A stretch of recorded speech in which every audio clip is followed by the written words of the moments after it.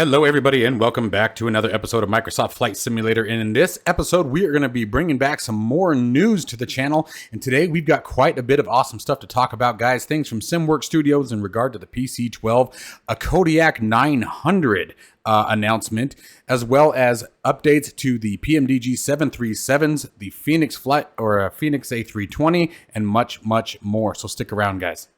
If you are interested in acquiring any of my Overkills tutorial guides or simply interested in supporting the channel, please consider joining me on Patreon. Patreon subscribers level tier 2 and above have access to all of my guides as well as any future guides that come along down the road. Patreon link can be found in the description below, and thank you to all of my current subscribers.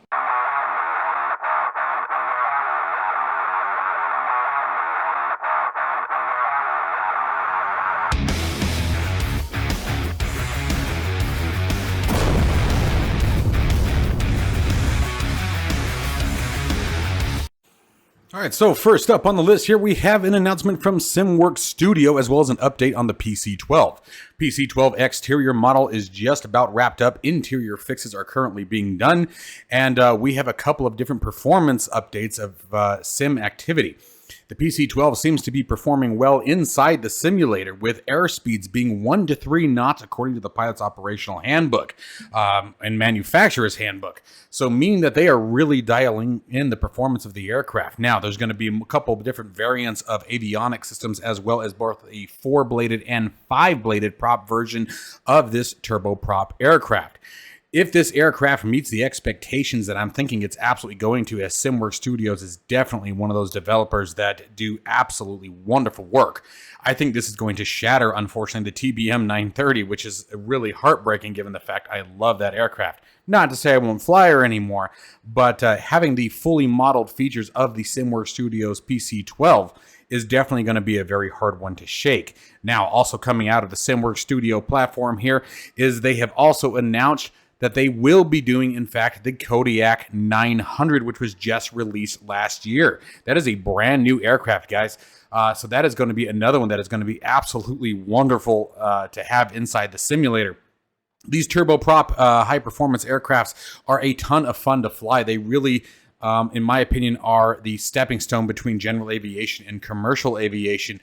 You get all the really cool avionics and advanced features that a commercial aircraft has to offer, while maintaining that general aviation feel and control of the aircraft without having to worry about the pushbacks and things like that. There's really, I think, in my personal opinion, from simulation standpoint, don't get me wrong, I love them all, guys. You guys know that I do. But I think the really heart and soul of flight simming for me is definitely in this middle ground with the turboprop and private commuter jet aircraft. So this is a really exciting information, and I'm super stoked to see when this comes down the line. Now, they are saying that the PC-12 should enter in-sim testing. I believe that's meant as a beta testing for in preparation of release within the next couple weeks, because it did state that the PC-12 has already been inside the simulator and testing as far as performance goes. So cross your fingers, guys, that hopefully within the coming months we will see this in our own hangars. Next up, a quick update for PMDG 737 family of aircraft for Microsoft Flight Simulator. Unfortunately, we still don't have any new update as far as the electronic flight tablet as of yet, other than work obviously is continuing on it. So hopefully PMDG will bring that to us sooner than later. However, a bunch of quality of life improvements have been given to the entire 737 lineup for Microsoft Flight Simulator. Now, be sure before you update the aircraft that you need to update the PMDG Operations Center. So make sure that you guys launch the Operations Center. It should automatically tell you that there is an update available for it. Once that update is complete, then you can update the actual aircraft themselves. Again, these are a bunch of quality of life improvements that should bring better stability and better performance amongst flight simmers who own the PMDG 737 series of aircraft. Now, one last touch, like myself, those of us who are in the Sim Update 12 beta, this update will not apply to us, and unfortunately, we will be in the same position as we currently are as far as the PMDG family of aircraft until Sim Update 12 makes it to the release date for the general public. Once that is in place, then those same quality of life updates will be provided to us as well. So keep that in mind. If you are on Sim Update 12, those updates are not available. If you are not on Sim Update 12, update the PMDG Operations Center software first, and then you will be able to push out the new updates to the aircraft themselves. A link to the article here, as well as all of the change log notes, will be available down in the description below if you guys are interested in checking those out for yourselves before you do the update. As always, guys, they do a very good job of keeping their aircraft maintained. Don't forget that the PMDG 737 series of aircraft also hit the marketplace, in-game marketplace, a few weeks ago. So make sure that if you guys have been waiting for that, that you jump on that and pick up the family of aircraft. They are a ton of fun to fly and definitely very high fidelity aircraft.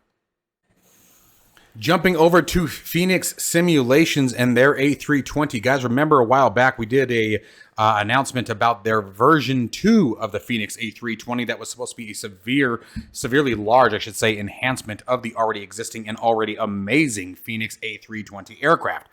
The version 2 has not received any major update to the public as of yet, meaning that we weren't given any specific information as far as the things that have been worked on.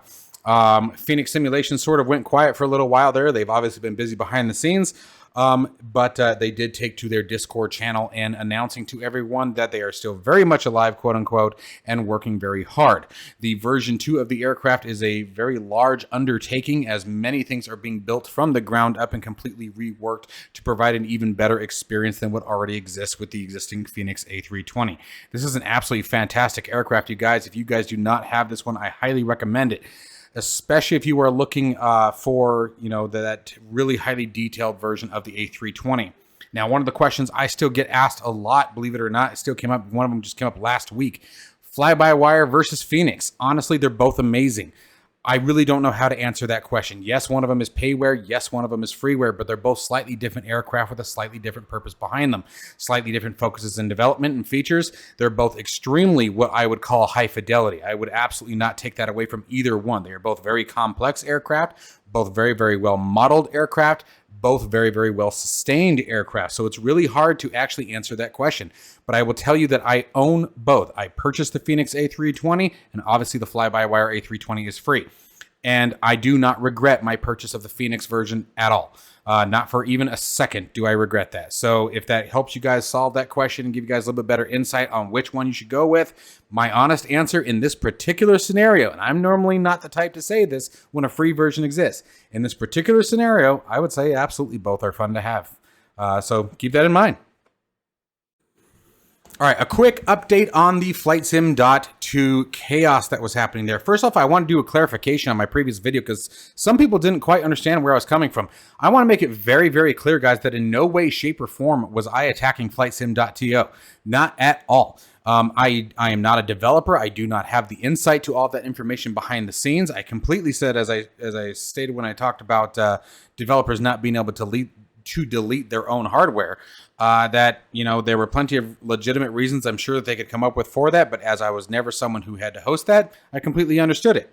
Now, with that being said, I just want to clarify, at no point did I mean, if it came across as such, to attack FlightSim.2. Absolutely not. I think it's a wonderful platform. I hope it stays the successful platform that it's been, and I hope it continues to be a great source for mods and add-ons that it has been since the inception of Microsoft Flight Simulator. They've been an absolutely invaluable tool and resource specifically to my channel. I'm very grateful for everything they have provided.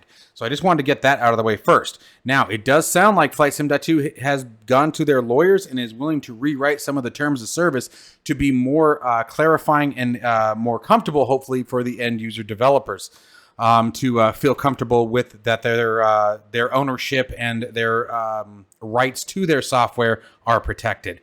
So just wanted to toss that out there, guys, that FlightSim.2 is working very hard to resolve this entire situation and make sure that it brings its good developers back to the sim and to the platform. So cross your fingers that all of that gets changed up and resolved. I saw an article just the other day, a specific release from FlightSim.2 on their Discord stating the same thing, that they were absolutely trying to work with the developers to create a terms of service, and that they no way meant to imply in any way, shape, or form that they had access or ownership rights of the developer's work. So hopefully this gets resolved soon, and any developer that might have left due to any kind of discomfort returns and feels safe and back at home with FlightSim.2. I really do want to see this resolved. I think it's huge for the community on both sides, developer and FlightSim.2. I don't want to see anything happen to FlightSim.2, and I don't want to see anything happen to any of the developers. So if you guys are interested in reading this article, as always, a link to it will be down in the description below.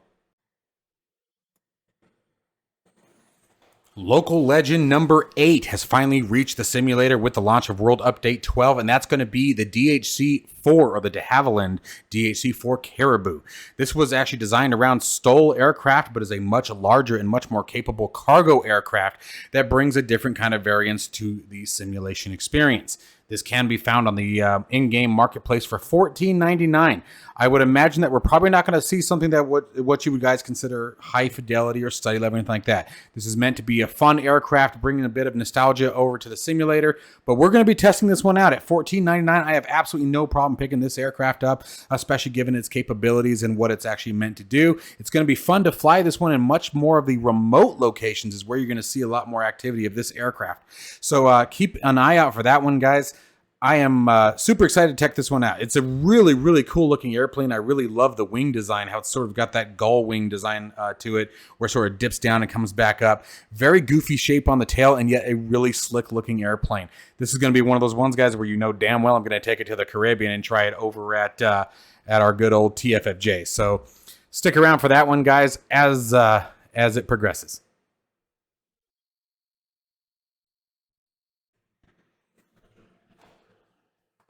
Of course, again, guys, World Update 12 has been released, so that's going to bring New Zealand updates to the simulator. This is going to be one of those areas, again, we're absolutely going to be checking out here in the simulator, doing some flying around, touring some of the really remote areas, and checking out some of the awesome scenery that the beautiful landscape of New Zealand has to offer. This is going to be a really, really interesting flight. I love all the green. I love all the architecture and the things that were showcased in just the release video, as you guys are seeing here, that I think is going to bring a ton of new opportunity for flight experience inside the simulator. The world updates are definitely a very welcomed thing for me. I think that it's incredibly critical for them to keep doing what they're doing with this, as it makes everybody sort of feel like their part of the world, their home is being appreciated. Because when you look at what Microsoft Flight Simulator truly stood for, bringing that satellite photogrammetry, the ability to truly fly around and see your home, see your landscape, see places that you've driven past before, and then having that scenery further updated with these world updates, I really do appreciate that. So this is going to be a lot of fun. So if anyone wasn't aware by now, World Update 12, remember you do typically have to go over to the content manager in order to download these updates. So if you guys haven't done that yet, again, go to the content manager and search for World Update 12 New Zealand, and it should be a free download. A very quick update from Navigraft. Navigraft has brought Navigraft Charts 8 Mobile to the flight sim community. I actually tested this one out just yesterday, messing around with it. It is slick as hell. Works absolutely fantastic. I'm really stoked with this one. Now, here's the beautiful part about the mobile versions, right? So you have Google Play Store, obviously the Apple stores, but that brings in your tablets, your Kindles, your whatever it may be that have access to all the same stuff. So even as you're seeing here in the picture, the cell phone, I tried it on my Note 10 and it worked beautifully. There was no lag, no hesitancy. The connection was absolutely great. And it brings yet another tool and resource that you guys have that probably is lying on your desk right now, or maybe sitting in your pocket, that you can now bring to your flight simulation experience. Navigraft Charts 8 in general was a massive overhaul of the already amazing Navigraft Charts. So the fact that they're now bringing it to your cell phones, guys, think about it. If any of you have old, dead cell phones, maybe cell phones that have been replaced that still work but are no longer connected, you don't have to have service to use these, guys. bust those old cell phones out of the drawers, guys, plug them in, get them charged up, go to your Google store and or Google or iPad store, whatever it may be, Apple store, and load this stuff up. And you can have these running on multiple screens, multiple devices at once with different menus up. You can really get creative with this stuff, guys. The reason why I'm focusing on this kind of stuff is at a time where I'm constantly buying touch screens now and really expanding my cockpit, really trying to get the most out of the flight sim experience from a cheaper standpoint. Without having to, spend thousands and thousands and thousands of dollars on the really advanced stuff, trying to find that middle ground for most of us simmers. I figured that this would be kind of a fun one to show off. So I wanted to make sure that I announced that to you guys if you guys were not already aware. I know Navigraft shot out a big email about it, but definitely wanted you guys to be aware of this one because this, again, opens up yet more tools for you to be able to use for this particular simulator. So that is going to wrap us up for today's, guys. I hope you guys absolutely enjoyed the information that was brought to you. We got some cool stuff coming. I'm excited for the PC-12. That one is really, really on my list. Then the Kodiak 900, even though obviously that's going to be a long ways away yet, given the fact that it hasn't started development. But it will be as soon as the 3D development is complete with the PC-12. And then the Caribou, I think, is going to be another fun one here. So hopefully you guys found a piece of information that you guys enjoyed as well as I did. And above all else, guys, you know the rule. Stay safe and healthy. I'll see you in the next one.